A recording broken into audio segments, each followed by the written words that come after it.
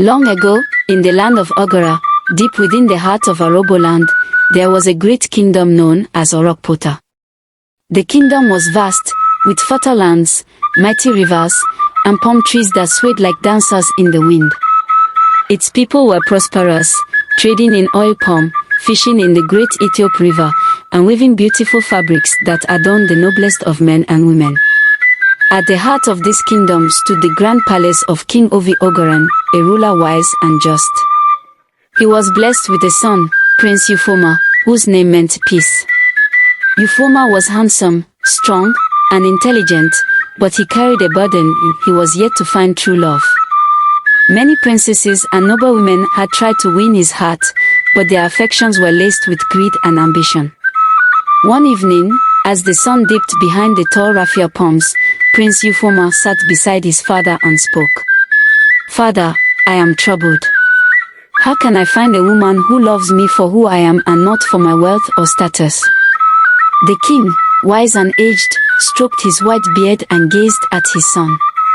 "True love is rare, my son. If you wish to find it, you must seek it beyond the golden gates of this palace. Go into the world, not as a prince, but as an ordinary man." Ufuoma knew what he had to do. He would disguise himself as a poor beggar and venture into the villages of the kingdom. There, he would discover who would love him for his heart, not his crown. At the break of dawn, Ufuoma donned the ragged clothes of a beggar. His once glorious robes of woven silk and gold were replaced with tattered linen.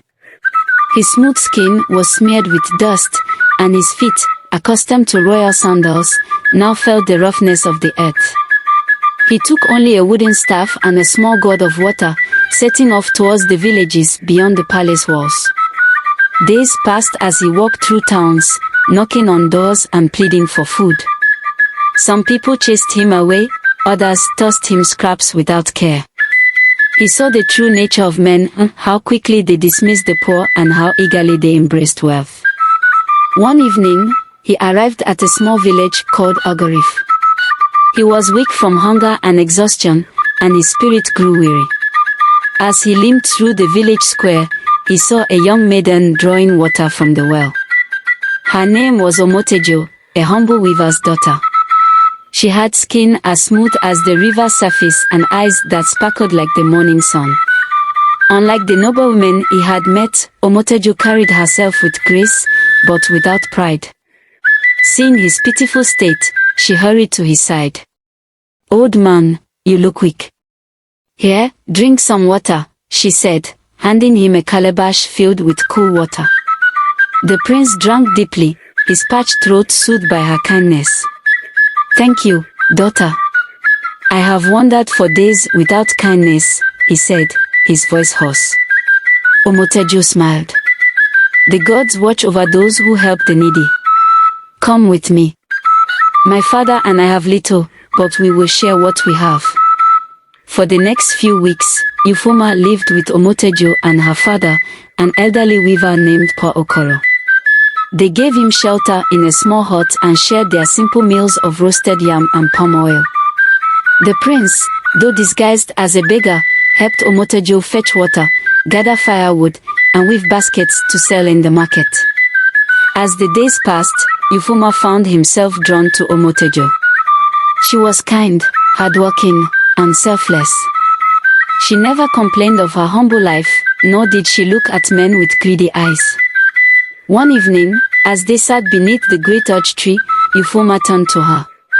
"Omotejoh, if you could marry any man in this village, who would it be?" She laughed, a sound like the river's gentle waves. "A man with a good heart, not a fat purse.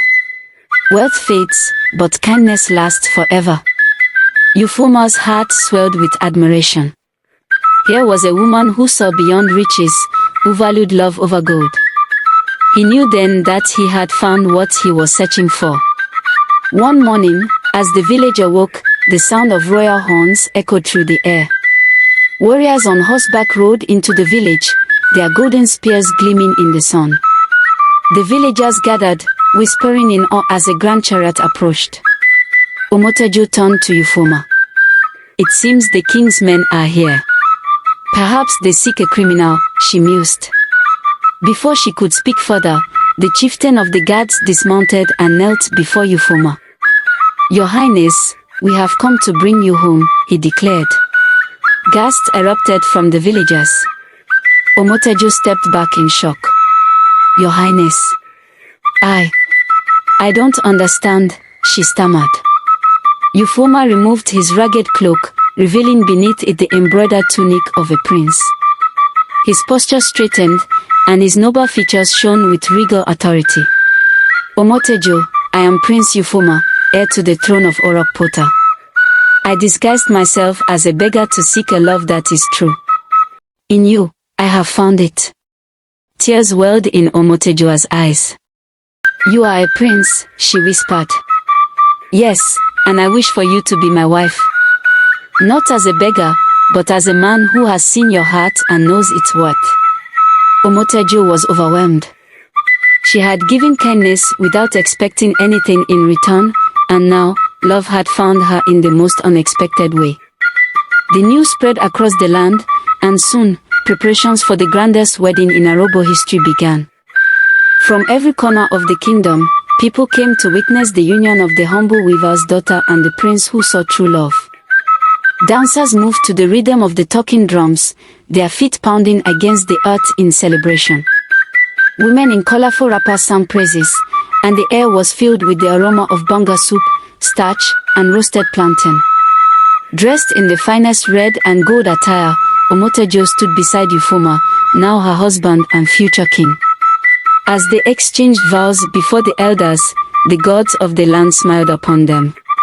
King Uwhrokpotor, watching from his throne, turned to his son and whispered, "You have found the rarest of treasures, my son, love untainted by wealth." And so, Ufuoma and Omotejoh ruled with kindness and wisdom, their love a testament that true beauty lies not in riches but in the purity of the heart. The story of the beggar prince and the weaver's daughter was told for generations. It became a lesson for all, rich or poor, that love should never be measured by gold, but by the goodness of the soul. The end.